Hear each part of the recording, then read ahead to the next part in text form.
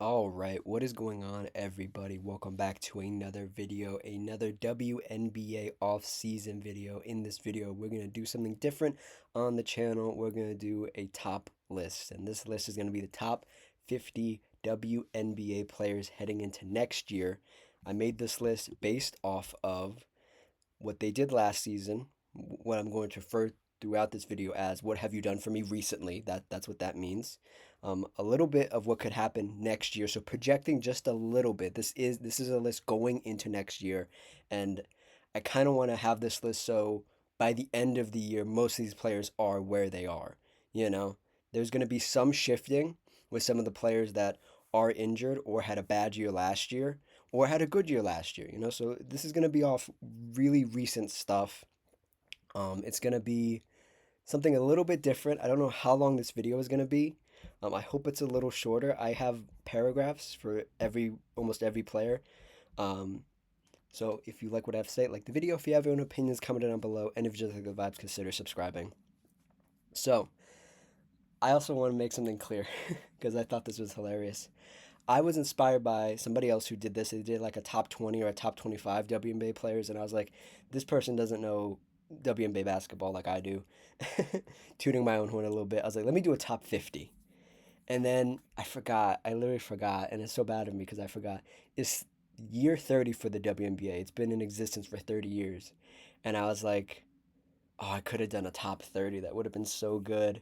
But I already put in the work for 50, and I was like, well, I don't want all this to go to waste. So I was like, we're going to do a top 50 anyway. Let's do a top 50. By the time we get to around 30, that's when I start really diving into some of these players. Some of these ones that are just like borderline or like honorable mentions or from like 50 to like 40, I'm not really going to go diving deep into because they're like the 45th, 44th best player in the league. I don't really, it doesn't really move me. You guys don't want to hear me talk about, somebody who's a bench player or like a role player. Anyway, speaking of honorable mentions and stuff, let's talk about the honorable mentions and like my bubble people. Like anybody in from 50 to 40, you could replace with one of these players. So these players, all these players are great. This is just the top 50. This is my opinion. So you can take any of these honorable mentions that I'm about to name and put them in the top 50 and put them in the top like 50 to 40, and I'm not going to argue with you. So first on my list is Melissa Smith from the Las Vegas Aces. Played really good basketball last year. Looks like she's coming into this year in shape. She's dropped a ton of weight. She looks great. She's going to have a great year this year. But based off what you did last year, even though you won the championship with the Aces, I can't put you in the top 50. I personally can't. When I came down to it and I started really coming down these names and I had a rough draft of this list and then I got a little more dialed in and this was the final list, Melissa Smith really had no room on this list as of today. Next one is Natisha Heidemann. I'm not a big fan of players like Natisha Heidemann in general, so you're gonna see me put a lot of these like ball heavy guards that dominate the ball, and whether they pass the ball or whatever, I don't. They're really shot heavy players. They're low on the list for a majority of them. Another one, Natasha Howard, from the Indiana Fever. Last year, I couldn't put her on this list, even though she was the Commissioner Cup MVP. I just couldn't. I didn't see enough last year, enough moments. Um, One more, Lee Yuru. I just couldn't put in there. She was on two teams last year. The team was bad, like, and she played only a little bit. Then she got injured. I couldn't really put her in the top 50. She's floating around there though. Another one, Jordan Canada. Me and Jordan Canada go way back. We go way back because I Jordan just does things. She's one of those frustrating players where she could have like 2, 3 games where she's really on fire, and then she'll have 5 games of just like stinkers. And the inconsistency with her is what bothers me about her because everything else about her game, the defense she plays, the shots she creates, the penetration she gets, and she kicks out the ball is really good. But the inconsistency for me is just, especially last year, was not it for me. Another one, Sammy Whitcomb from the Phoenix Mercury last year. I I don't know why I have her here. I think just because she was a late minute ad in my mind. Because I went through like the list of like the top statistical stat getters, and then I boiled the list down, and then I reduced it even more to get to the top 50. Sammy was on some of those lists, but she's just a nice player. She's not like in top 50 range. Definitely top 100 though. The last two, some people are going to be really upset about. I think you can take any of these last two players and actually replace somebody on my list. And I genuinely wouldn't be upset. Those two are Maddie Sigrist and Jewel Lloyd. Maddie Sigrist is so underrated. She almost made it into this list. I really wanted to put her, but again, it's the same thing with Lee Rue. The team was bad, and when she played, she elevated the floor of the Dallas Wings team, but it just wasn't enough. The team sucks so much, and when she was out there, she was very positive, but overall, the impact she had on the team just wasn't there.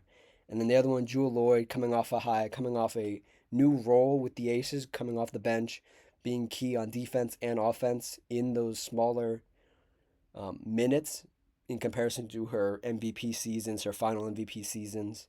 Um, as somebody who watched probably more Jewel Lloyd than anybody last year, it was so infuriating to watch the roller coaster she went on. Because she was supposed to be the Kelsey Plum replacement. She was supposed to come in and do all these things, and like those first like what was it like 15, 20 games, awful, god awful. And you know what? The team got better when she went to the bench. So it's not a dig at her career, but the Aces didn't need that version of Jewel Lloyd, and that version of Jewel Lloyd didn't exist anymore.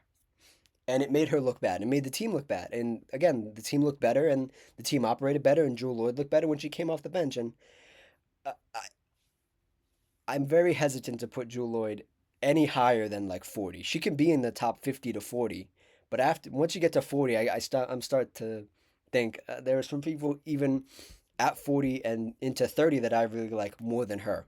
And again, this isn't who's the best player, who's had the longest career, and who's the most accomplished. This is like me basing off of last year and projecting a little bit into next year. Now, to project a little bit for Jewel Lloyd, I think with her role being more, how would you say, it, sustainable, more comfortable to her, she will be a top 50 to 40 player again. But after what I saw last year and a couple good games in the playoffs doesn't sway my opinion on you, you know? And that's what Jewel Lloyd had. And I'm happy that she had those games in the playoffs because she needed that for her confidence. But overall, last season, disaster. It was a disaster for Jewel Lloyd. So that pushes her out of the top 50. So moving into the actual top 50 now. Again, this is off what you've done recently. This is what you did last year in particular. For other players, maybe a couple years before that, maybe just a little bit, not too much, just a little bit, and just projecting a little bit more into next year. Some players with new teams, some players with bigger roles next year. I'm projecting just a little bit. I didn't project too much, and this is all in flux. Please share your opinion down below if you don't like one of my picks where they are on the list, or if you agree and you want to add something to it in your personal thoughts. Please add it down below. But the 50th best player in the WNBA next year is Tiffany Hayes. I'm probably going to get some teams wrong, but I know for a fact she's back with the Golden State Valkyries. She's been a fan favorite. She's pretty excitable. Like when she's on the floor, it's exciting to watch. As the 50th best player, I don't have a lot to say about her. She's just fine. She provides a valuable role for her team, and she's been on a couple teams where she's been valuable, and she's a huge backbone to this Valkyries team, and it shows. And I don't think you would have seen that when she was with some other teams. The 49th best player, Sonia Citron. Now, this is me projecting a little bit into next year. She's been banged up the latter half of this winter and into this spring. And every time I see her like post on Instagram, or I see one of her teammates post, she's getting her knee worked on, her ankle worked on. It feels like she's been injured for like 3 months now. And it might just be treatment, it might just be like preventative stuff that she's doing like a good like pro player should do. But like that concerns me a little bit because for what Sonya had was a really good rookie year. I really like what she did last year, especially at least trying to give Paige Beckers a battle for the rookie of the year. Um, but I need to see more, and I hope that the injuries don't derail that because I would really love to see more of Sonya, especially with the Mystics next year. with the group that they have. It's a really weird group. I mean, there might be a video about them at some point in the future, but it's a really weird group. She has a ton of guards that she has to work with. She has a ton of bigs she has to work with. So to see more of her, I need to see more to either drop her out of the top 50 or put her into the top 50, and or put her further into the top 50 than 49. And yeah, the 50th, the 49th best player. The 48th best player, Tamifa Blaney, from the Golden State Valkyries, now on the Toronto Tempo, I believe. I liked her last year. She stuck out a lot when I watched the Valkyries games last year. Like what she brought. She's been in the league a minute now. I don't know if she's ever gonna get higher because she's really at her ceiling right now. But to be at 48, especially as a center and just like sort of a gadget center who the coach throws out there as like, hey, go get some rebounds, get some stops, and that's all you need to do. There's no real pressure on her as a role player. To be 48 is a good number to be. And then this is the biggest one where your career doesn't matter. I'm going to rank you off your year last year and projecting in the next year a little bit. But this 47th best player, Brittany Griner. Um, we all have to admit at some point, and it's sad because this is somebody who was a pioneer of the WNBA and moved a lot of stigmatisms and stigmatism is the right word? Stigmatism? Well, a lot of negativity that came to the WNBA. And it's sad to put her here, but we all have to admit Brittany Griner's washed. I said when Angel Reese got traded to Atlanta, I was like, please, for the love of God, do not let Angel Reese play with Brittany Griner. That front court duo will not shoot threes. It will be such a clogged up mess. And the Atlanta Dream didn't sign her back. And Brittany Griner will be in Connecticut next year for their final year of the WNBA, the Connecticut Sun. They're moving to Houston next year. Brittany Griner, Texas native. She went to Baylor, literally like 2 hours away from Houston. She's probably going to be with Houston next year. But this isn't about where she is. Brittany Griner is completely washed. You saw her get played off the court last year. You saw her in a bench role. She's a great vet in every sense of the word. I think she's learned a lot from her time on and off the court as a pro player and as a professional. And I still like her in moments in spots, but um, she's the 47th best player in my opinion. And I don't really have a lot to say about her that isn't nice, so I won't say anything at all. Moving on here, the 46th best player, Leone Fibic of the New York Liberty. High level role player, returning to New York in a bigger capacity. I didn't like her season last year. I did like her in their championship run, and that's what sort of gave me hope that like she can return to that sort of spot and float around the 30s to 40s for being on this list. She's a great shooter. She just goes out there and plays her role, and that's really all I want from a 30 or a 40 to 50 best player in the league. Just go out there, play your role. She gets to play with some of the players that are way higher on this list than her. I'll tell you that right now. She gets to play with a hell of a lot of players that are way higher than her on this list, and her being at 46 is movable. I don't have any real feelings about Leone Fibic. I just really like her when I watch the New York Liberty, and she's at 46. And if you want to move her lower or higher, be my guest. But for right now, she's at 46. Moving on here to Veronica Byrne of the Golden State Valkyries, another high-level role player. Does what you need her to do. I really like watching her. Just ignore the stats, ignore everything else. I really just like watching her. She is so entertaining as a player, especially in that free-flowing sort of Golden State Valkyrie system. We'll see what happens in year two if it's the same free-flowing system and Veronica Burton can get her shots off and do what she does best. But last year, especially going off of last year on an expansion team, being an integral part of an expansion team and trying to repeat that success this following year, I have high hopes for Veronica, and I hope she can go higher up than 45. The 44th best player, another she wasn't. Was she? No, she was okay. The 44th best player. I was thinking where she played, and I was like, wait, did she play here or there? 44th best player, Ezzy McMagor of the Seattle Storm. Will she still be on the Storm this year? I don't know.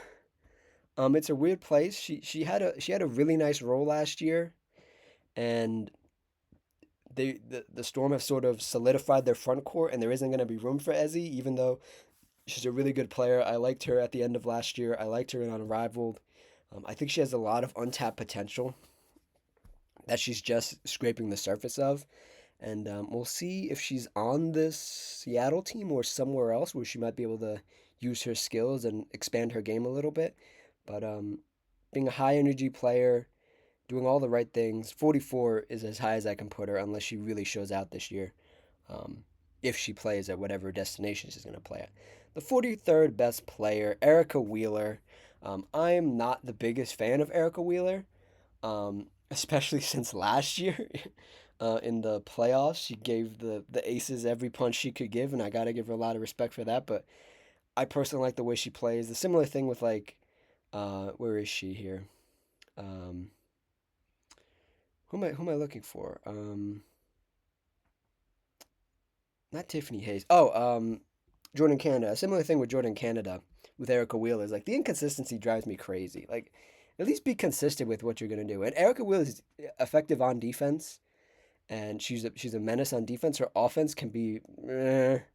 So being at 43 isn't bad. She's been in the league a long time, and she's returning this season to LA to play some more basketball. And it's gonna be very interesting to see her be one of the adults in the room once again and return to a familiar place in the Sparks in Los Angeles. And in my mind, if I picture their team and what they're gonna run out there, right? And it's Kelsey Plum and Erica Wheeler.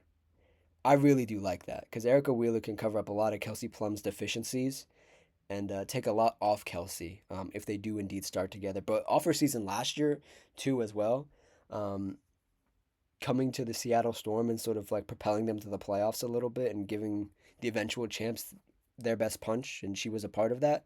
43rd, I'm not sure at her age she can get much higher. Maybe off like a really good year, she can get higher. But 43 seems reasonable to me. Because then we start getting up into the 30s, the mid 30s and stuff, and the competition starts getting real tough. But moving on to 42, this is one I'm going to get a lot of hate for, but I keep my same opinion about this player as I always have. The 42nd best player in the WNBA, Natasha Cloud. Last year, and I'm going to try to separate this because what happened last year in New York for everybody was a bad experience. It was a bad experience for John Cole Jones, Breanna Stewart, Sabrina Ionescu, and Natasha Cloud. It was a whole mess all year. Whatever went wrong with the coaching is what went wrong. But just watching Natasha Cloud last year was just so infuriating. And then watching her in Unrivaled this past winter, absolutely infuriating because I've come to know Natasha Cloud as like a a defensive woman. You know, she's really good on defense. And then last year in the regular season, her defense didn't look up to snuff. In Unrivaled, it didn't look good, and like her shooting was awful. I mean, we can go. I mean, why should I speculate? You know, um, when I can tell you guys the numbers. New York Liberty. Here we go. Um, Natasha Cloud. Here we go. Her shooting last year. Let's see, 33%. It's actually one of her better years. It felt like it was terrible. It felt actually yeah, it was like her was this fourth or fifth best shooting year. I didn't like the way. And this is an effect of what happened in New York, and you're gonna get this later in the list as well. Um, the offense was weird, even though by the numbers Natasha shot well. I think if you go by the game logs, it's not gonna look good. But her being here gives her room to go up. There's some like stuff going on with her right now. The free agency window's still open and she's not signed. People are starting to speculate she's blackballed or like the league doesn't want her anymore because like she's outspoken about social reform and all that stuff. Listen, I'll say this nicely about Natasha Cloud. And she switched agents, by the way. She switched agencies. She's with a new agent. If you are overvaluing yourself and you think you are more important than whatever team you're going to, then that's not a good thing. And I understand you've done a lot in this league. You've won a lot. You've been three-time All Defensive. You've been an assist champ. You've been a champion in 2019 with the Washington Mystics. That was really good. That's where I really grew to like her and stuff. Um, but man, man, if she's overvaluing herself and all the money's dried up, then she's not going to be on a team. And it's not because she doesn't play basketball well, or at least does some things well. It's not because of social reform. It's because she's valuing herself too high. There, I don't want to say there are like 10 Natasha Clouds out there, but there are players better than Natasha Cloud at this point. And her being at, where's she at? Where did I have her at? 42 is indicative of that, where there are players that I watch and I'm like, I hate this player because they're not on my team. There are players like this on this list that I would die to have on my team. That I've come on here in the past 12 months and said I would love this person on my team. Um, Natasha Cloud has never been one of them. Maybe right after 2019, where she was coming off a high and she won a championship with the Mystics and Elena Deladon and that crew. But right now is 2026. Um, no, thank you. And she can go higher. Maybe she gets on a team mid-season and she goes on a crazy run. But as of right now, as of this off season and heading into the WNBA season, she's 42. 41, Jess Shepard. New team. Will be interested to see her role. I really did like her on that kind of like dysfunctional, weird season for the Minnesota Lynx. I think she can be really good in Dallas, getting fed by Paige Beckers, getting wide open or wide. Well, I should say wide open. Getting dump off passes, getting passes thrown off the top, in transition. I really do like her, and I like what she brings to a team. And this is a chance for her to spread her wings a little bit. No pun intended. Dallas wings. Spread her wings a little bit and see if she can move up this list because I believe she's still young enough. I mean, we can look her up. I mean, let's see, Jess Shepard. Yeah, she's been in the league 4 years. Yeah, what is she like 40, 29? 29? That's still youngish. Youngish. Yeah, I mean, this is what her first time. Yeah, this is her first time not on the Lynx. Hell yeah. See what she can do. Um, moving on here. And that's projecting a little bit. Next one. Man, oh man, this is another one that's like a shot chucker, ball handler that I have a growing dislike for as a player. As a person, very cool person. As a player, I'm like, don't come near my team. 40th player entering the top 40, Courtney Williams. When she's hot, she's hot. When you go look at her numbers, um, they're interesting, and you can see where she's going in her career. And she just got paid a big bag to come back to Minnesota. Great, lovely. I've maintained the fact that, and this is sort of like NBA-ist of me, where like I think small guards are being phased out of basketball as a whole because they are such a liability in one department, whether that be, the defense, the not passing, even though that's not an indictment on Courtney Williams, the not passing. Next year is going to be very interesting because there's going to be no Nafisa Collier. It's going to be Courtney Williams and what's her name? Olivia Miles in the backcourt, both terrible defensively. Have moments in like passing lanes and stuff where they could be really good. But this next year, man, I'm putting her at 40, not because of what happened last year, even though last year was bad. I'm scared what's going to happen next year when a team is led by Courtney Williams and Olivia Miles. That's what I'm scared of because there's going to be shots where you're like, why the hell did you take that? Now, to her credit, Courtney Williams has been to the finals, has played some really high level basketball. Not necessarily by the numbers. There are some of these play. I've looked at her playoff game numbers. They're not great. They're impressive. They're not great, and that's the reason I have her here at 40. Projecting a little bit to next year in a negative way. I don't like to do that. But like my mind boggles when you're like, okay, so especially with the coach they have, Cheryl Reeves, where she can consciously throw out a lineup that is defensively inept and they're gonna go out there and shoot a ton of shots. They're gonna try to just bludgeon you to death. And it might work. it might be terrible, and Courtney Williams might have the worst year of her career because there's nobody to like give the ball. You're gonna give the ball to a rookie point guard and tell us go win us the game? No, no. So it's gonna be there's gonna be a lot on Courtney Williams, and I have a terrible feeling in my stomach that it's not gonna go well. And people are gonna try to defend her, rightfully so. But hey, when you're bad and you're not used to the situation you're in, being I almost said the guy again, but being the franchise player for a couple months, it's not gonna go well. Anyway, speaking of a better situation, funny enough, um, and maybe at this point, these are two players you could probably flip, but projecting a little bit towards next year in a positive way, at 39 is Camila Cardosa. And I know what you're saying. Wait, what do you mean? She's only in her third year. She hasn't done anything. Courtney Williams has done this and done that. I know. I told you why I have Courtney Williams so low. And I'll tell you why I have Camila so high. Because Camila's not going to have to deal with Angel Reese. And that's not a negative. And that's not a dig at her. You literally just Camila Cardoso operates better when the floor is being able to be spaced.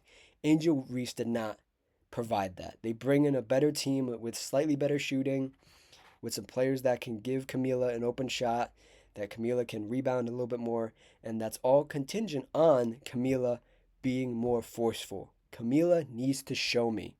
She needs to show me this year. Because if she doesn't show me this year, she's just a lost cause. She's just a teddy bear. You know? This really big, like imposing thing, but she's a teddy bear. She's soft. And I want this to motivate her that Angel is gone. She's the lone center on this team. Well, lone center. She's going to be playing with Azure Stevens, but she spaces the floor, so that's not a problem. But she's the lone big, the lone traditional big on this team. You need to go out there and show me. Because if you can't show me, you're going down to 50. Because I really want to like Camila. I really love everything about her. Um, Her game can be frustrating at times, and sometimes I go back and I look at her college highlights. I'm like, what happened to this girl? What happened to this woman right here? It was very forceful, you know? And I feel like she just got to this level, the WNBA level, and she just doesn't try anymore. Because she tries when she plays with the Pro China team that she goes and plays for in the offseason. She tries with her international team, but it seems like when she gets to the WNBA, she just gets overwhelmed and like she just doesn't have it. I need her to show me. Now her being this low at 39 is show me. Show me you want to be a top 50 player. Because at a certain point, I just have to stop believing in your what you could be, and I have to start assessing what you are, you know? And I have to start assessing that maybe you are a teddy bear and you don't do those things that you need to do, that you're supposed to do as a big. And maybe you're not a starting level center. And maybe Angel Reese wasn't the problem. And it was never going to work out because you don't know how to play basketball. That's what I mean. Anyway, 38. Moving on to a better center or a better forward center combo. Who had a really good year last year. Got kind of bullied in the playoffs, but it wasn't that embarrassing for me. So I ranked her at 38, and I'm talking about Brianna Jones, um, returning to the Atlanta Dream. Going to be playing with Angel Reese. Going to be able to stretch the floor out to the mid range, maybe a couple threes here and there. She's flown under the radar, at least for me, because she was in Connecticut. Nobody ever cared about. I don't care about Connecticut. It's a whatever team, you know. And she got to Atlanta, played a really good year last year, and I'm hopeful that her and Angel are gonna work, and that we will see the same version of Brianna Jones, but heightened because of Angel Reese's ability to rebound and feed other forwards. Because Angel Reese did do an okay job at getting the ball into her former teammate Camila Cardosa, um, and they brought back the same group. They're gonna be trying to run different things because Angel is there, but I believe Carson Mesco, the coach of the Atlanta Dream, will keep Brianna Jones in the starting lineup and keep her, almost said entertained, but entertained. You know, keep her feeding her the ball, keep giving her possessions, quick actions. You know, I think it's gonna be great.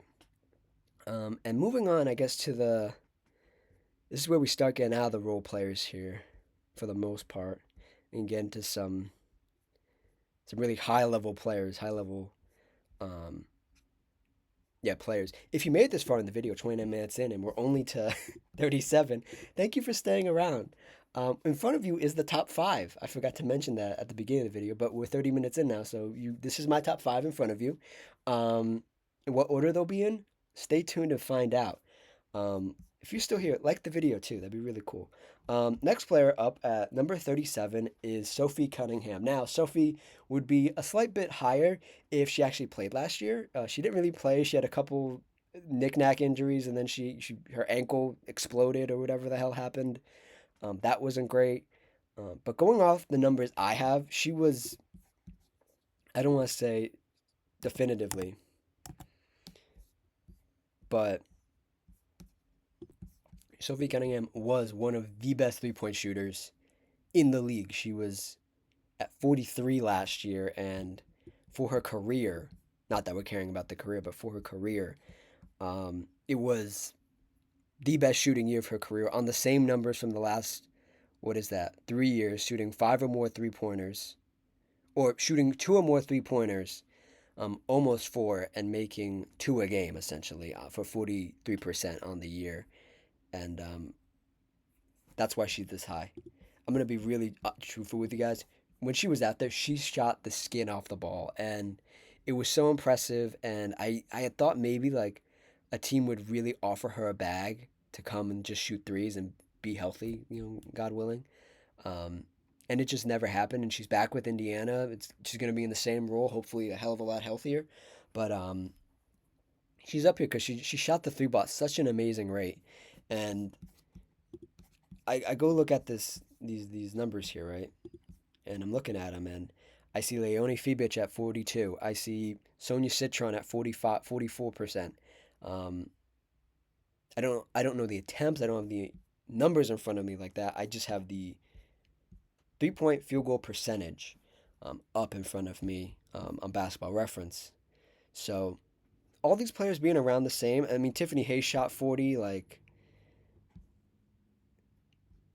another player coming up here in a little bit, Kayla McBride shot 39. All these players being around this range is indicative of how they shoot the three and what they do for their team, and how impactful the three pointer is now. To be in the top 50. Or if you're not, if you don't think you're in the top 50, but you're a good 3-point shooter, you're probably on this list, and you're probably around this range. So yeah, let's move in to 36. 36 is where we start getting the paragraphs that I wrote. I will get through these. I will throw my own opinion as well. I did do this a couple days ago. I worked on this for a really long time. So um, if something has changed or something inaccurate, I apologize, but this should be accurate. At 36, um, Kiki Arifin is at 36 for me. Was she in there? This is going to be a third year? Third year? Second? No, second year. Second. Yeah, second year. It's going to be her second year. Um, I would have had if I would have made this list at the end of last season, she would have been much higher. Her rookie year was full of good stuff. She was an all-star, and almost put together a season of a double-double. But in the off season, I followed her closely. There is some worrying stuff that she. This isn't about projecting too much, but she had a good season last season, and her role might change. But if she can do a little more and clean up some more stuff, I will be happy. She will go up the ranking, I hope. The stuff I'm alluding to there about the off season is she did not look good defensively. She didn't look good defensively and unrivaled, even though that's 3-on-3. She didn't look good defensively playing on the women's national team in the FIBA qualifiers. Um, and I was kind of I use the word disturbed sometimes, and it's a very harsh word to say, but I am truly disturbed when I see a big that I'm gonna need you to be out there, man. I'm gonna need you to play like. And the center position and the four position in Washington is always in flux. Like you could be out the door next year, the year after that. Like you need to show you're really that kind of player. And um, I don't know if she's ever gonna reach that height if she can't be good defensively, because she's gonna be asked to guard the players in front of you. Now these are the top 5 players in the league, but if I need you to be my franchise forward, you go. No offense, Kiki Arifin will never be a scorer like any of these 5 on your screen. She could be an okay scorer and a really good defender. But if she's only an okay scorer and she's not defending, that's where I grow concerned a little bit. And I want her to be higher. And like I said in the synopsis here I wrote, at the end of the season, if I would have made this list, like top 50 players right after the end of the season, she might have been higher. But the stuff this offseason was very concerning. And preseason is going to start here in a couple days or even this weekend. And I'm going to try to find a way to watch it because I'm just be so interested to see how Kiki moves and looks and plays because the last couple months have left a bad taste in my mouth. Even though coming off her rookie year, I was so high on her. I really liked her. You guys saw me through the draft process last year really grow to like her, and I really did like her and Sonia last year in Washington. Again, though, like I'm projecting a little bit, but the defense needs to be better. I just can't. I can't picture a world where Kiki is just all offense. She needs to be able to do both, to be a high level big and to stay in the top was at the 40 at this point. You know.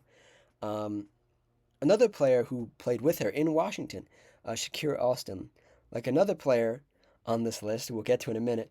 I'm not sure how to feel about Shakira Austin. Feels like she should be way more impactful, but she hasn't quite reached that yet because of the team around her.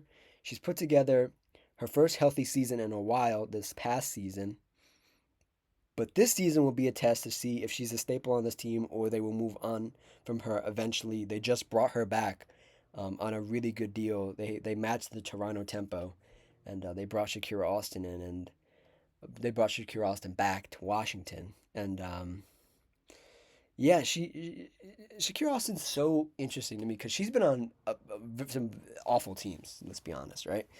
And it feels like she should be more impactful. And I feel like this season is a great opportunity for her to reestablish herself as a higher level player on this list for sure.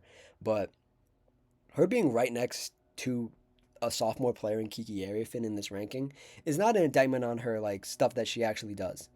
I just feel like when your team isn't winning and you're putting up empty numbers, it sort of like makes me change my opinion of you a little bit. And it can change back at a moment's notice. Next year, if the Washington Mystics are really good and Shakira Austin's doing whatever she does, that she's been doing for the last couple years, and she's healthy and she's playing and she works well with Kiki and Lauren Betts and whatever combination they throw out there, she could be a real switchable player and a real unit player. And like you could put her with any lineup, any unit, and she's gonna be good.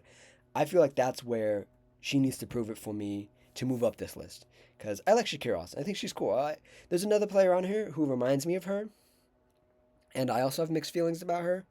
But if Shakira can put in a good season where this team is winning or they're releasing competitive games, she's going to go higher up this list. So Shakira Austin, number 34. Um, pardon me, number 35. And then we're moving on to number 34 here. Number 34, Brittany Sykes, both on offense and defense. She's been doing it for a long time.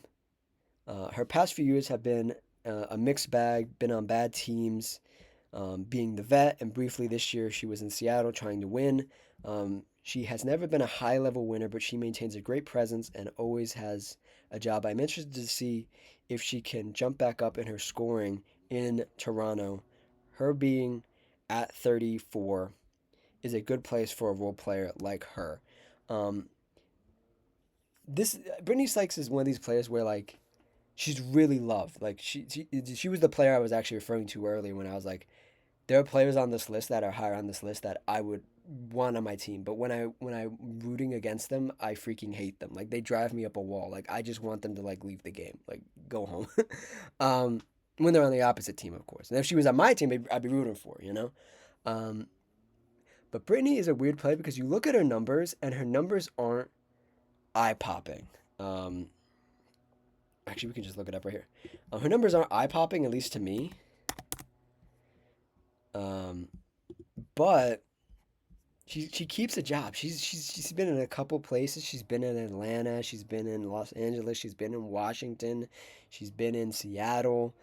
She's been in the league for almost 10 years now, and the numbers don't pop out at you. The highest scoring year of her career was 15. Last year was 11, um, or 14. We'll average it out to 14 because she played with two teams. Um, and she maintained some All Star spots the last 2 years. She's been in MIP conversation. She's been all defensive a few times. Um, she even got some Defensive Player of the Year buzz early in her career. But this is not about early in her career. This is about right now. And I think Brittany being in Toronto is going to be interesting because it's going to be her, Marina Mabrey, and we're going to see if those two can score and keep up and keep this team afloat, this expansion team afloat. And Brittany Sykes on defense is great, and I wish she would be on a competitive team because I know it should be really great. But she's chosen to be on these, I use the word shitty teams, and just get her bag, play basketball, and then whatever else happens happens. She doesn't seem concerned with winning, and that's not why she's this low. But she's one of those players where like the numbers don't pop out, but you need to kind of watch her, and she's an infuriating player if you're rooting against her. And the infuriating part is what made me put her this high because I was thinking of like, well, if you're in the top 30, you have to be either an offensive powerhouse or somebody who just is on another level, just like annoying. And Brittany Sykes is annoying. And that's not the only two things to make you a top 35 player, but that's one of the things that helps. Um, Another player, I'm going to try to get through these a little quick because we're already 40 minutes in and we're not even the 20 yet. Um, Kale McBride is number 33, right? Yeah, okay, 33. Um, a player I've got to experience as a fan and I've gotten to root against the last couple years. She has put on some mega performances in the past, but it feels as if she is slowing down. And with her maybe starting the season banged up, oh, this is another thing. I wrote this before. It was confirmed that she's like okay, but she had a couple of things playing overseas this year, a couple minor injuries, a couple nicks here and there. So disregard that. That she's healthy to my knowledge at least. Um, when with the team going a bit of a different direction, her numbers might go up, similar to Courtney Williams, like I said, in the Minnesota Lynx. Um, but the impact of them might be smaller. Otherwise, I have her here for past achievements and being recently a part of a finals team. Um, she's played very well when a team's been good. She's not the main player on a really good team, but she's a great number two, number three, number four some nights, and she shoots the ball well. She makes timely passes. She makes timely steals, and as somebody who has watched her for a long time, you can see her slowing down a little bit. You can see her like, well, I'm gonna use this term, but it's not really what's happening. Her mind drifting. Like you can see like sometimes when you get to a certain point in your career, you start like thinking of like I've been doing this for a long time, you know? And maybe the league is getting younger, maybe I'm getting older. It's that sort of like mental game that you play with yourself. And she's still full of confidence. I'm not saying she's not confident, but as the league does trend younger, um, players like Kayla McBride are going to be expendable. And she's one of the least expendable players on this Minnesota Lynx roster next year. She's going to be able to do a lot, or going to have to do a lot for this team. But last year wasn't a good year. There are two teams on here that I'm docking players because you were a part of the mess. Even if you had a okay year, you were a part of the mess. You didn't help the mess. You didn't resuscitate the mess. You just made more of a mess in the effort to try to make it better. So Cam McBride, number 33, number 32, Cameron Brink. The court is still out on Cam. She's in desperate need of a full healthy season. If it's not a broken nose, it's a major injury, and that can't keep happening if she wants to move up these rankings. As someone who really likes her overall archetype, she has improved, but she needs to put it all together, especially with a team fully depending on her as a full-time center. They've left. They let Azor Stevens walk. This whole new Sparks team, they're gonna have Derica Hamby on this team again, but Cam Brink is gonna be the lone like real center, like the lone like really tall girl in the paint, and I'm worried for her, man. I'm worried because, like I said in my synopsis here, if it's not a broken nose or like a sprained ankle or like her shoulders messed up or something, it's a major injury, and Cam has too much potential, and people are already like shitting on her because she hasn't achieved what she should have in 2 years, and she's literally played the least amount of games out of almost everybody in her rookie class, which is crazy to think about. But also, like,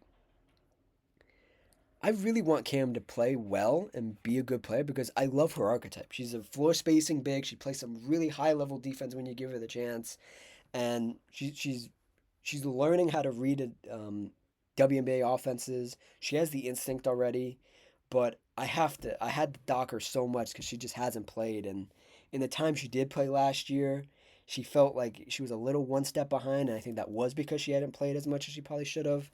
Um, but I hope, and I said this, and these are nothing, these two players are nothing alike, but they're on the same sort of career trajectory where I'm at the point with Cameron Brink where I don't care if the Sparks are good, to be honest. I don't care um, if she has like these eye popping numbers. I just want her to get a full healthy season underneath her belt. And I said that about Zion in the NBA. He did that this season. I need to see that from Cam. I need to see a full season from you to really like, should I put this player higher or should I move her lower, or is around 30 good? Because for a year three player, being around 30 isn't bad. But for somebody who has as much potential as Cam Brink, her staying at 30 her whole career would be a disappointment. That's what I'm getting at right here. But yeah, that's my Cam Brink spiel. Number 32, moving into the 30s, another player that I'm sort of projecting with, but also not really projecting because there was a lot of interesting stuff this offseason that makes me think that she will be. This is the lowest. Let me read my synopsis for you. I did not see much from her rookie year because she didn't play half the season because the coach didn't want to play her, and then the latter half of the season she played. At number 31, Dominique Mongola, Dominique Mongola, yeah, Mongola. Um, man, was this offseason important for her and she made the most of it? I'm 100% positive that this will be the lowest she will ever be. It's only up from here with the team in full rebuild and her having the keys and getting to share the front court with Awa Fam. The team will be athletic, long, and Dom will be unleashed even if they don't win a ton of games. Going off last season, it was a very weird season for her. She didn't play again. She didn't play a lot in her the first like dozen games, and then the latter half of the season she really played. And then the playoffs she played. She played a big part of what I think they won a game, right? Yeah, they won a game. Did they? I don't even remember. That series was so messy. Aces versus Seattle Storm. Dominique being at 30 and only being a rookie. I think this is. I might have said it later, but now I'm doubling back on it. There's a player up here. Well, there are only two really young players, and Dom's one of them. And Dom has been just incredible. Um, I knew nothing about her coming in this WNBA season. I've seen a ton of these players in the WNBA where it's like, oh, they're tall and they're foreign and they block shots and the highlights reels look really good, and then they come over and they're absolute garbage. That was not the case for Dom. It did take her a minute to get her feet underneath her, but overall, I watched her this whole off season. I watched her in Unrivaled. I watched a little bit of her with the French national team. She looks great. She looks great. She can throw down a dunk. She makes great, great, great high level defensive plays. Her and Cam are going to be in the Defensive Player of the Year conversations going forward of the latter half of this decade for sure.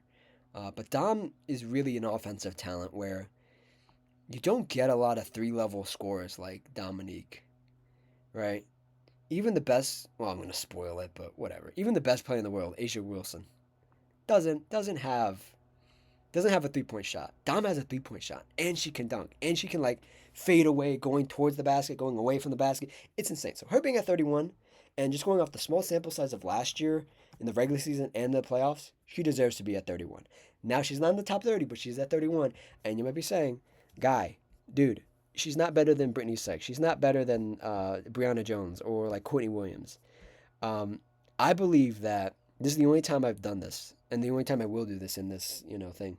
Project so much that those players would be lucky to be Dominique Mongola in 10 years. You know what I mean? Dominique's going to have a really good career and a really good year next year, even if they don't win a ton.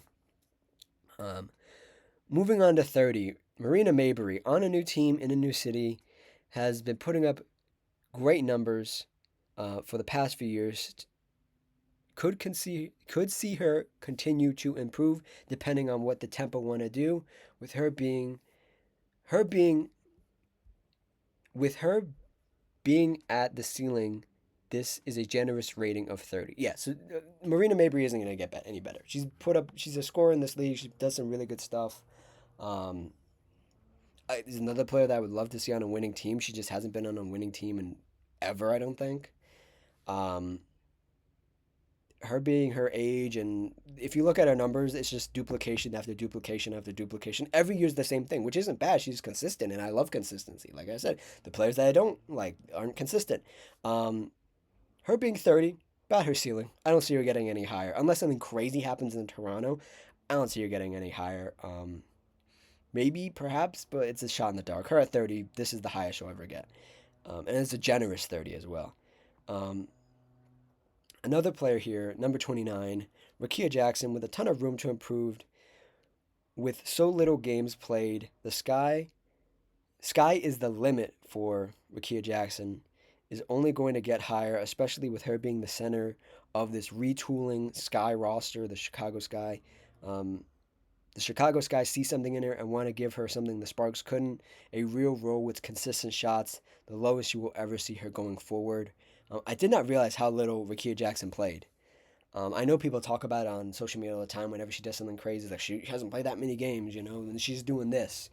Um, I'm very excited to see what Rakia can do, and I hope Coach Tyler Marsh of the Chicago Sky puts her in these situations where she can just throw up shots.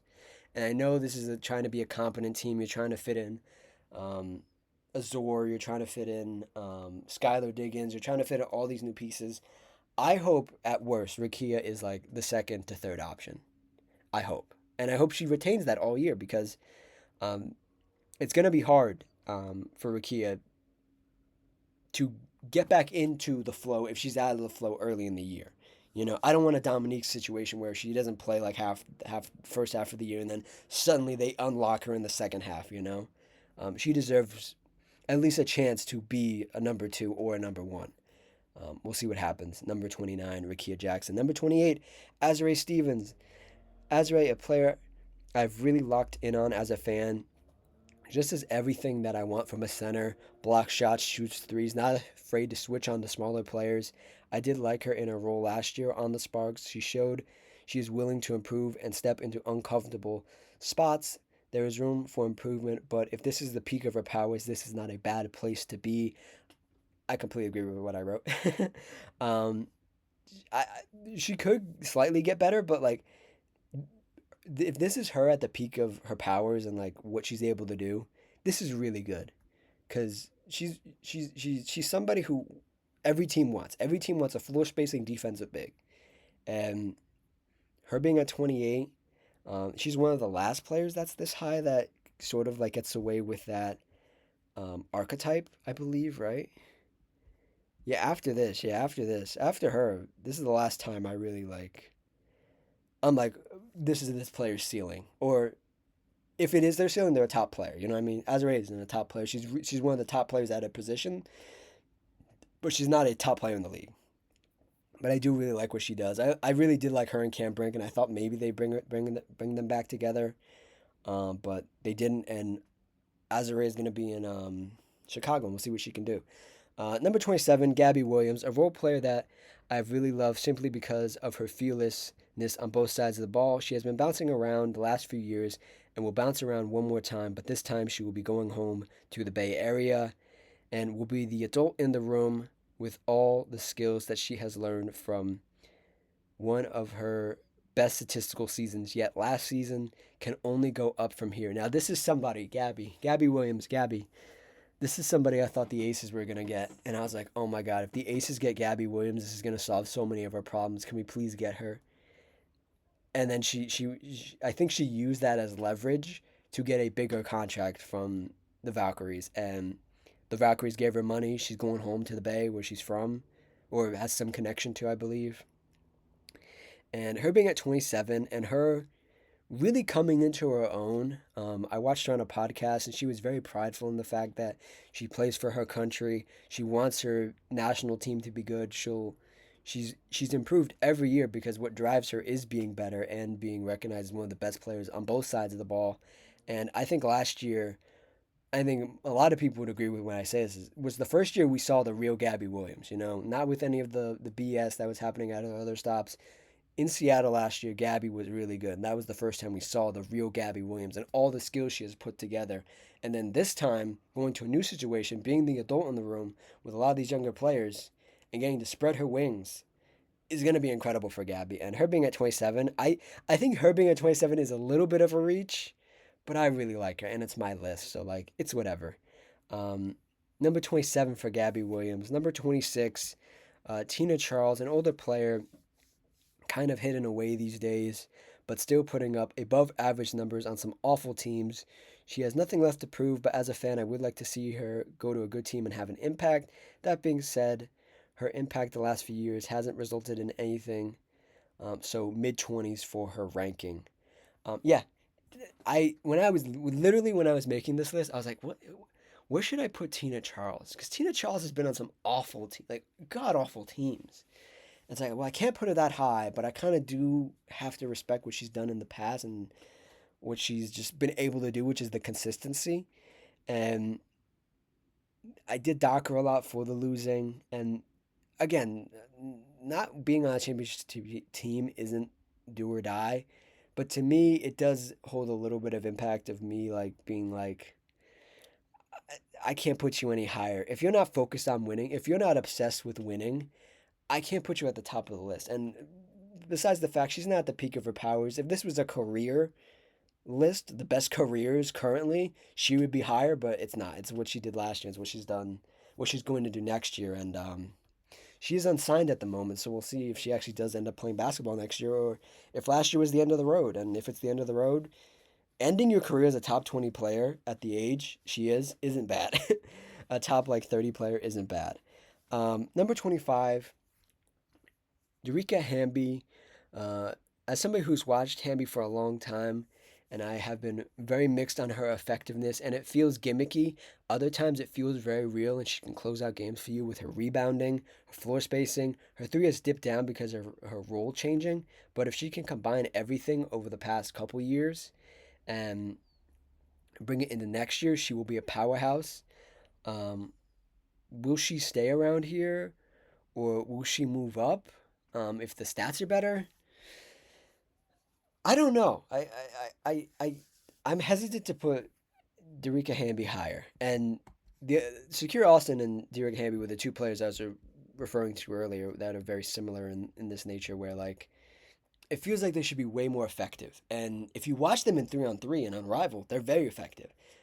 And granted, Derica Hamby's a way better version of Shakira Austin. And Derica Hamby's been an all star, and she's a WNBA champion. As somebody who watched her when she was with the Aces, at times her skill felt very gimmicky. It felt like very like Dennis Rodman-y, where it's like, this guy's really good. This person's really good. But they need to be in the exact right situation for this to work.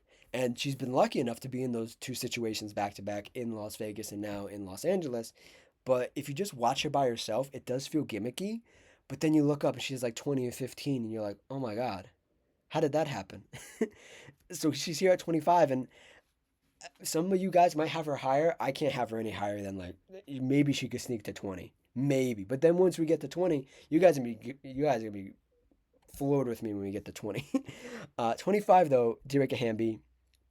Um, Number 24, Lexi Hole, another role player I really like, brings everything you want.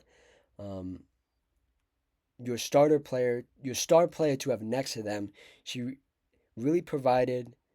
She really proved her mental last year, taking some hard hits, but still playing, having some really great games without the real stars um, around her. Lots of credit and praise to her. Would love to see if she can do it again. If not, she will be for sure lower. Yeah, so this is really off last year, what she did last year. She got beat up a lot last year, and she still played. She was an integral part of why the team made the playoffs and went on a little run in the playoffs. Um, I do have some memories of some really bad games from her where she was just a ghost. But I also have memories of really good games from her. And her staying in Indiana is really good. The team's going to be interesting next year. I'm not sure if she's going to have the year like she did last year. Um, and I'm not sure she's going to put up the numbers like she did last year.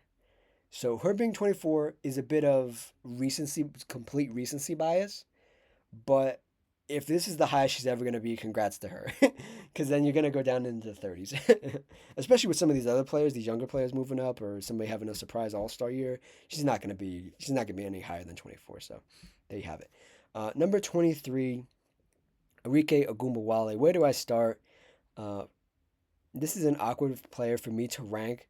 She's she plays like she should be higher, and she hits big shots like she should be a top five player, but here she is at 23. She hasn't been wildly successful in the WNBA career, but her personal career, she's racked up some impressive seasons.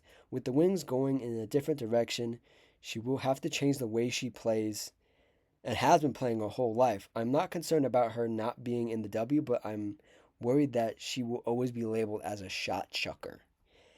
And I think there's a positive way and a negative way to be a shot chucker. Your number one player shouldn't be a shot chucker, shouldn't just be throwing up shots.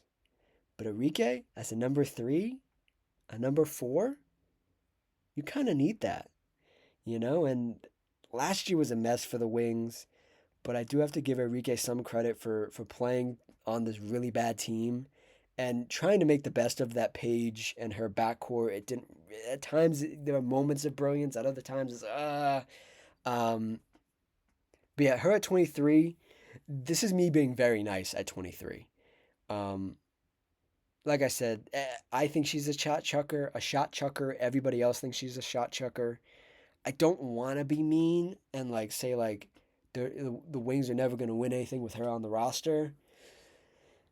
If she buys in all the way, she's not going to be any higher than 20.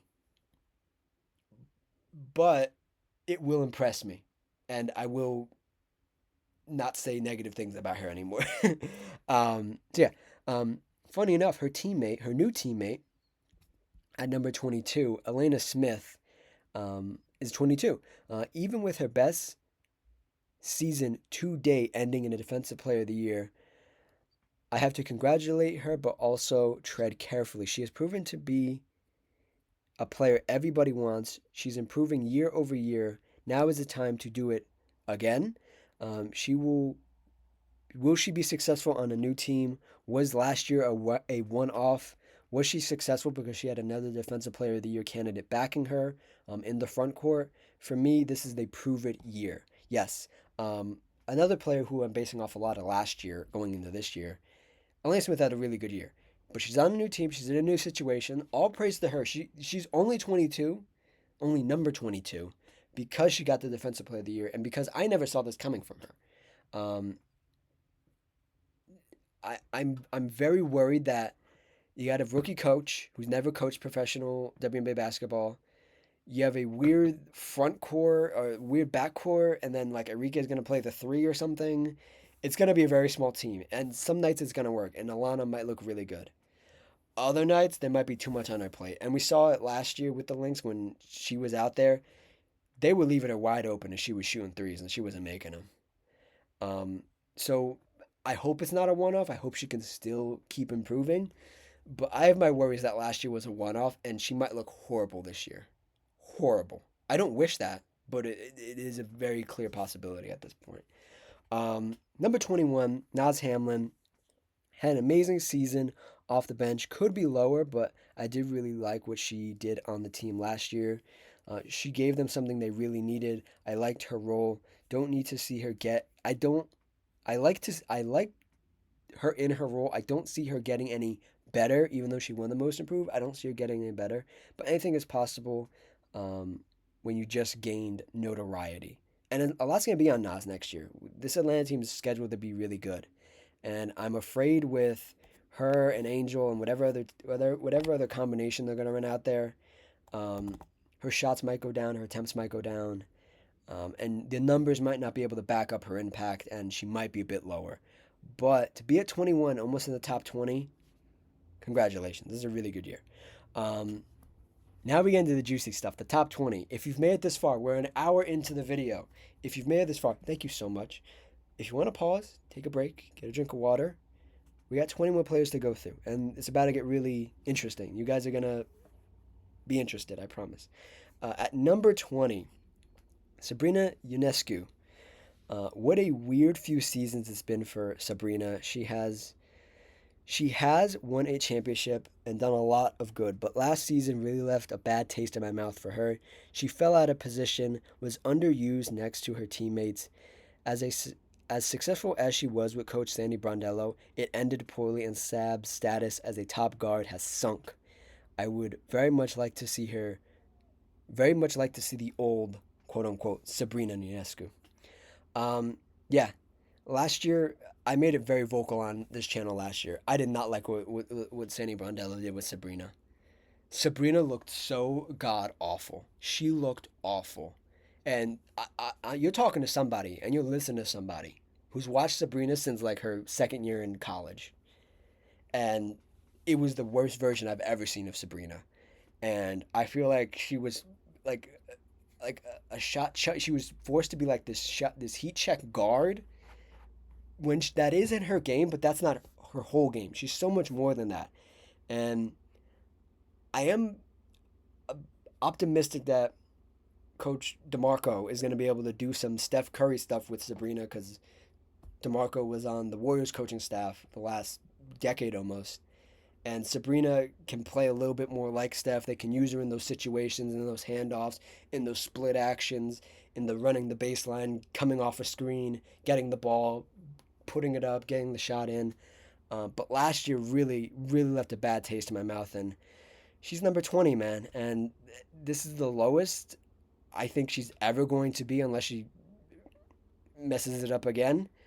But I am very sad to put her at number 20 because Sabrina's such a great player. And I feel like even when they did win the championship, she had a bad last game of those finals.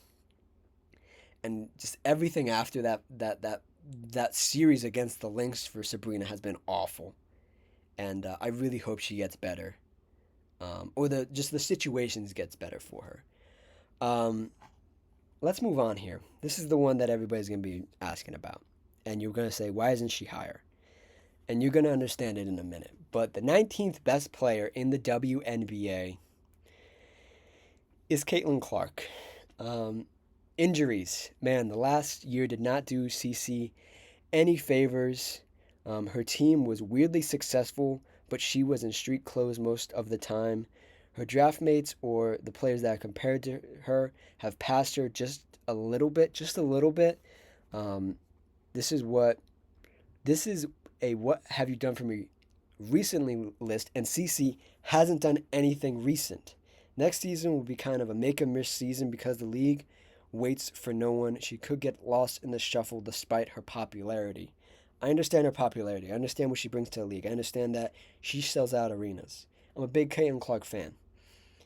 I have my criticisms about Caitlin Clark. Same thing with Cam Brink. Man, you need to play. You need to play. This is not a, I hope CC plays. I hope Caitlin plays. She should play. No, she needs to play. If she doesn't play, there are people coming for that spot. That I'll use the word jealous, but that's not the right word. That are jealous of you. That want to take you down.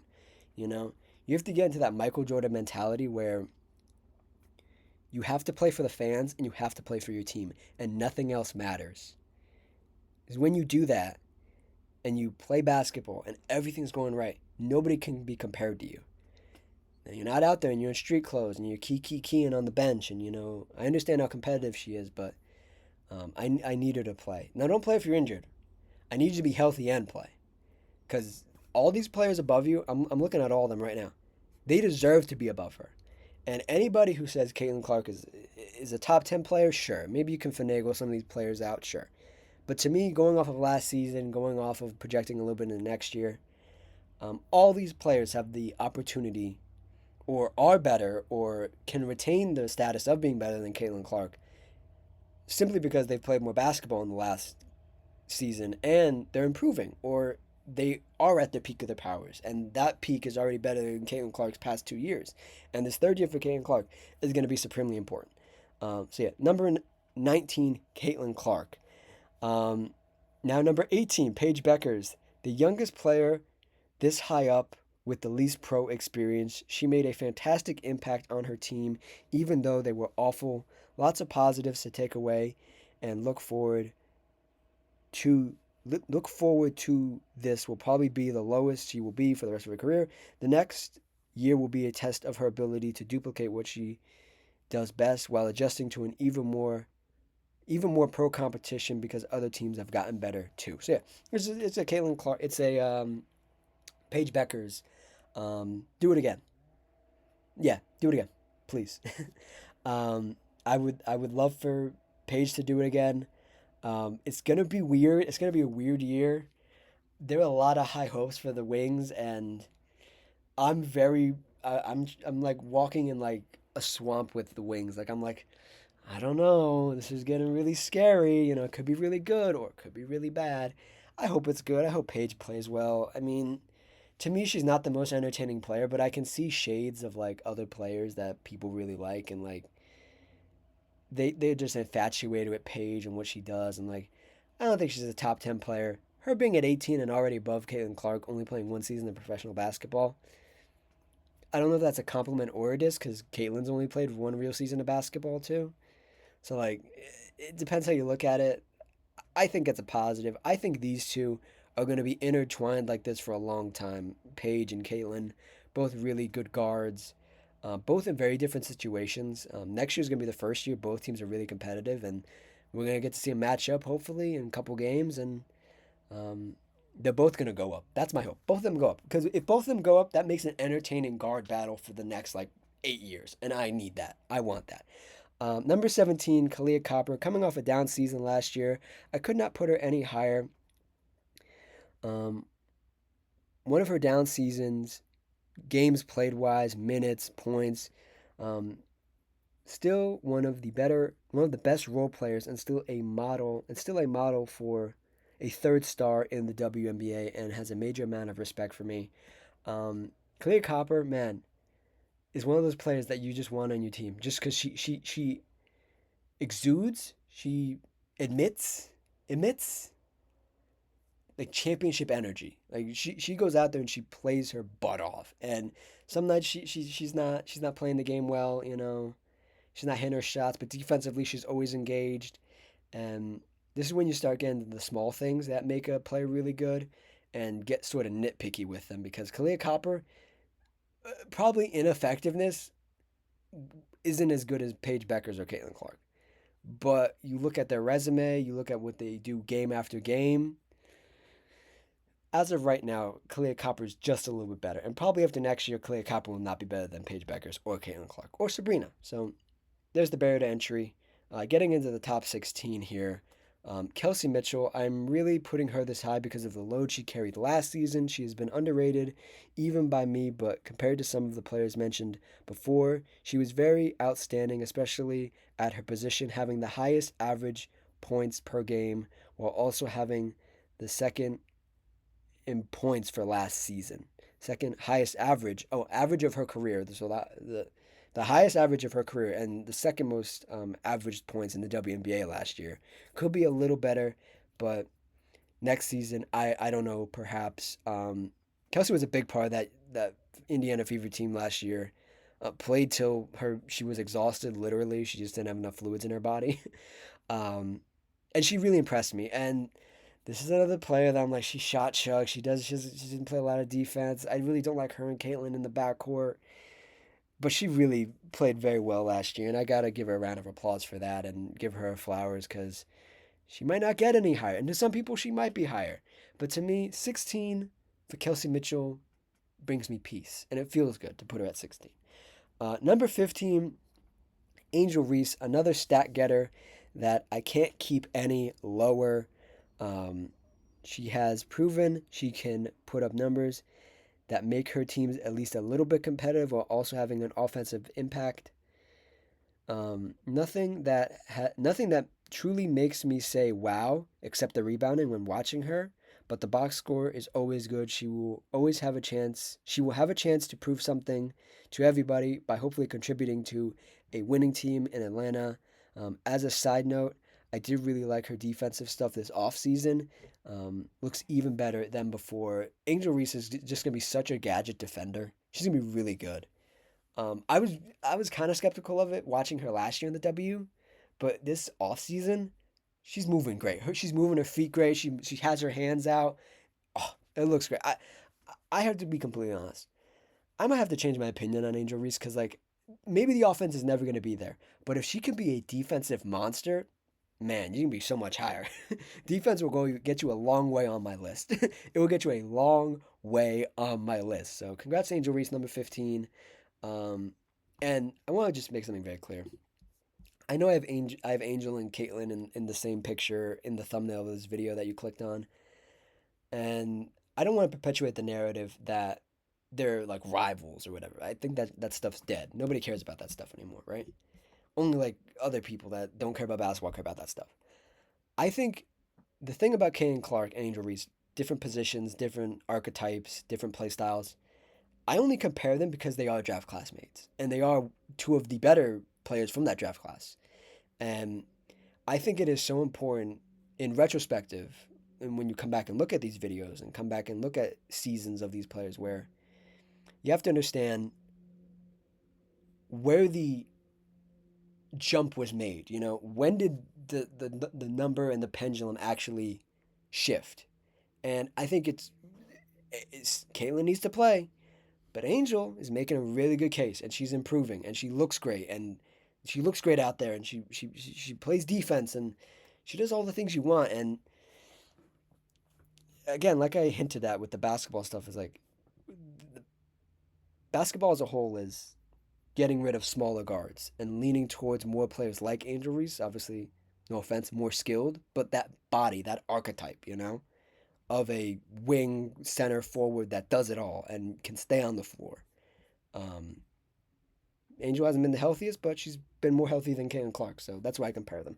I don't want to continue to compare them because there's like a rivalry. It's just interesting to me because they're classmates, draft classmates. Number 14, Aaliyah Boston. This one I will project a little as she had a monster season last season. I think she can continue to rise up these ranks. All the players above her either have been doing it longer, been doing it in bigger games, and showed up, or just have her be in the numbers. All of those things, AB will come to AB in time. And from what I've seen already, her being this good already is amazing. Aaliyah Boston, number 14. I've ranted and raved about her all last season, all unrivaled. I really like what Aaliyah Boston's turning into. And I really hope, this is my hope, that Aaliyah Boston will be the best player on the Fever next year. Not Caitlin, not Kelsey Mitchell, Aaliyah Boston. Because centers and forwards, they run this league now. And if Aaliyah can get in there and solidify herself in the top 10 after being only 14 on this list, would be great. Um, Jonquel Jones is number 13, another player that had a bad season and was injured. This reflects in her ranking. I will give her credit for her past seasons, but as I have said, last season especially weighs heavier than anything else. She did not have an eye-popping year when healthy, about in line with her other regular season stats. I think this is right where she belongs as of 2026. Yeah, so this is another center, sort of like Brittany Griner we talked about earlier, where she's kind of getting up there in age, and you're kind of like, is she washed? Is she not? She still has an impact, but you're like, I'm very interested to see her next year, because at the end of the year, she did not look good at all. She looked awful. So we'll see what happens with her and the New York Liberty. Number 12, Ryan Howard. Howard is only here, only here and not higher because she has grown stagnant. When you look at her numbers, they are all the same. From every year she's been in the league, they're literally almost all the same, like identical. And even though they're impressive, I need to start seeing her heading into her 5th year with a roster shakeup that might be just what she needs. I hope as some other players get older, she can go up. Yeah, so Ryan just needs to be better stats wise. You look at the numbers; they're the same, and they're not bad. She's an all-star level player, so she's just consistent with her stuff. But I need to see, maybe show me a little bit more. I just a little bit more, because the play style, everything is great. The shot making, great, but like you got to turn it up in the regular season a little bit to get a little bit higher. Number 11, almost to the top 10. Number 11, Satu Sabli. As much as I don't like her shot chucking at times, her moments of brilliance are great. She is the best floor spacing big in the game, and her seasons have been filled with a truly mixed results. But she does her role well when she has it going. She intrigues me as she comes to a new team with a bigger and bigger spotlight. Next season, she'll be with the New York Liberty and will be a true test if she can make it in one of the biggest cities with the most pressure. Yeah, Satu. I hate shot chuckers. Shot chuckers like the phrase of the day today, by the way. I hate them. I absolutely hate them. But when I looked at the numbers, when I looked at all these players, she's the best floor spacing big, and it's just time to admit it for me. And I couldn't put her any higher, but I couldn't put her any lower.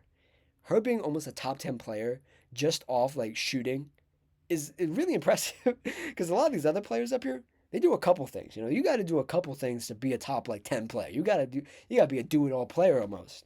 And Satu's a good defender. I don't want to discredit her, but her main thing is the shooting, is the floor spacing. They call it the unicorn.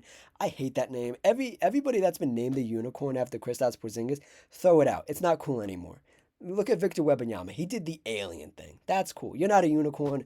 You're just a really great player. Quit it with the 2016's marketing. You're not the unicorn. Stop it. Find a new thing to do.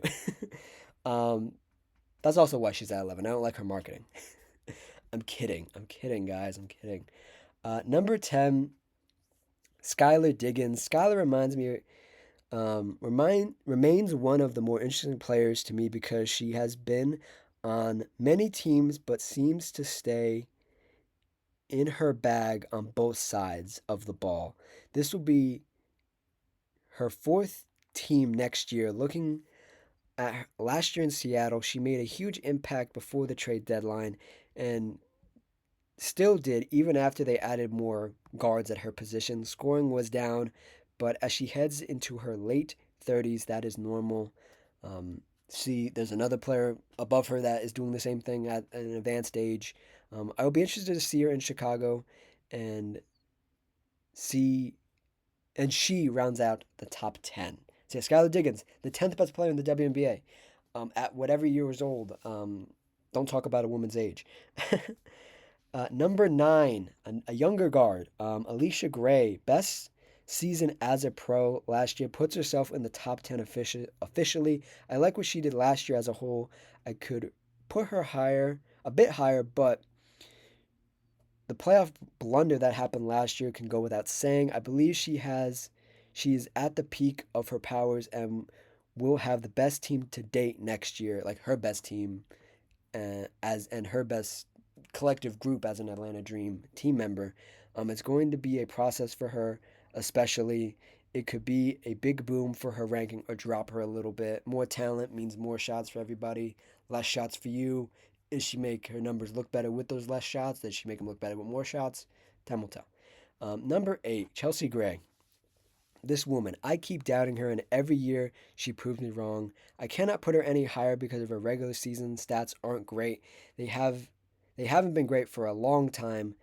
She is a ultimate playoff riser and has rose a lot last year too, but at her age and the declining regular season stats, um, even though she has positives, still puts her as a top 10 player. If this was a list of the best playoff risers, she'd probably be number one. She's amazing in the playoffs. Regular season, especially last year, wasn't great. Wasn't great at all. The regular season stats have been dropping for a little bit now. Her being at number 8 at her age is incredible. I keep doubting her. I really do. I'm like, this is the season she's gonna be washed. This is the season. This is the season. She keeps impressing me, man. Shout out to Chelsea Gray. Number 7, Kelsey Plum, the longest player I've been a fan of, might skew my opinion of her a little bit on this list. And over the course of last season, she showcased that she can indeed do it on her own, going to her own team, leading them to almost a playoff appearance. They literally missed it by like a game or two. In her first year in LA, while putting up great numbers and having great moments, makes me very proud in a way, but also hopeful to see so much more. This one's a little biased. Kelsey Plum is the one that got me into the WNBA. Um, I tend to rank her a little bit higher. I've noticed on almost everything that involves the WNBA. But I really do think last year was impressive. I really do. I love what she did last year. I thought maybe it would be a struggle. She did struggle at times, but the highs were so high, and I think she hit a game-winning shot. She was involved in almost every play that won them games, and I was really happy for Kelsey. And if we're going off last year, and this is like a an anomaly, her being at 7, the highest she'll probably ever be, is fine. And her dropping is not going to upset me at all. But if you have her lower than like maybe like 15, I might look at you a bit weird. But to me, top 10. And then at number 6, Jackie Young. Jackie has taken so many important steps to get to this point. This is the last player I'm going to project. Will get better and better. She has been on the biggest stages, has impressed the hell out of me over the last 2 seasons, especially this last season, though, when I look at her and I compare her to other guards, especially, she is the do it all guard. She rebounds, she shoots three, she shoots the mid rangers, she plays defense. Um, Without all the negatives that usually come with that title of this player does it all. Usually, when you do it all, you're a master of none, but you're just good at everything. She's great at a couple things, and she's good at everything else. Um, it was made very clear that she was one of the premier players and one of the most wanted players in this free agency class. When the market dictates that, oh, this player is really good, we need to try to go get her, and almost every team was trying to get Jackie Young, that proves to me that you have something special, and teams want that. And for me, this might be a little bit premature, but I think Jackie Young will be. Oh man, I have to say it because it's in front of me. Jackie Young will be the best guard next year by by the numbers. She will be top 8 in almost every statistical category for guards. How about that? How about that? I just realized I have her ranked as the best guard because the rest of these players are forwards. That might have been a mistake. um, Another player going into the top 5, Alyssa Thomas. Although I do not like her play style of basketball, I have to note that she is a stat getter. She will be able to lead a team in the regular season. For how much longer, I do not know, but her impact has spoken for itself over the last few years. It has been a very successful last season. Me putting her this high is something I did not think I would do, but she's very important to her team and will continue to be. And definitely next year, where she will be the only star player next to Kalia Copper on that Mercury team. Top right of your screen, Alyssa Thomas. I could rant all day about her and how I don't like her play style. But the regular season stuff is really impressive, and the team's always in the playoffs. She's been doing it for a long time, man. And last year was actually really impressive. You just ran into the juggernaut that was the Aces, and you couldn't win. And being a runner-up last year and this year being in the top 5 is pretty good. By runner-up, I mean runner-up as like they won. They were the loser of the championship series. What I mean. Fourth player, Brianna Stewart, another player who was too injured for my liking, but also had one of her worst years as a pro. And since I've been watching her, that was the worst season she's ever looked. End of WNBA season ended poorly, but this off season I've seen some really interesting things that make me hopeful that she will maintain some level of good basketball, whether defensively or offensively. Her being at 4 isn't something to make a big deal about. She just isn't getting any higher at this point in her career. Number 4 for Brianna Stewart. Number 3, we're in the top 3 now. Brianna Stewart, top middle of your screen, New York Liberty jersey. Top 3, man oh man. Number 3, Nafisa Collier. Too injured last year for my liking. She did have those 2-3 month stretch where she was the MVP, but she did not make enough of an impact for long enough. Looking forward, she will be back. If she will be back, if she will get back to doing that, quote unquote, will be a question until I see otherwise. She is a top 5 to 10 player at the worst. Yeah. She's coming off double ankle surgery. Not going to play till like All-Star break this year. She'll probably drop down. She's dropped down since last year. I think last year people would have her number 2. She's number 3 for me this year. Just the injury stuff threw me. Some of the other stuff I didn't like either. but she was a defensive player of the year caliber player, MVP caliber player. Number three, not much to say. Number two, it's gonna be a surprising one. Neka Agumake, an underrated season last season, always flying under the radar, but now is when she gets her flowers. The other competition has slowed down or been too injured for my liking, and this was just enough for her to claim number two. We'll be watching her return to LA with a lot of intrigue. Yeah, I, I didn't think I would do this. Put NECA at two, left of your screen, top left, but I did. I looked at it. I looked at the numbers. I looked at the games played. I looked at the impact.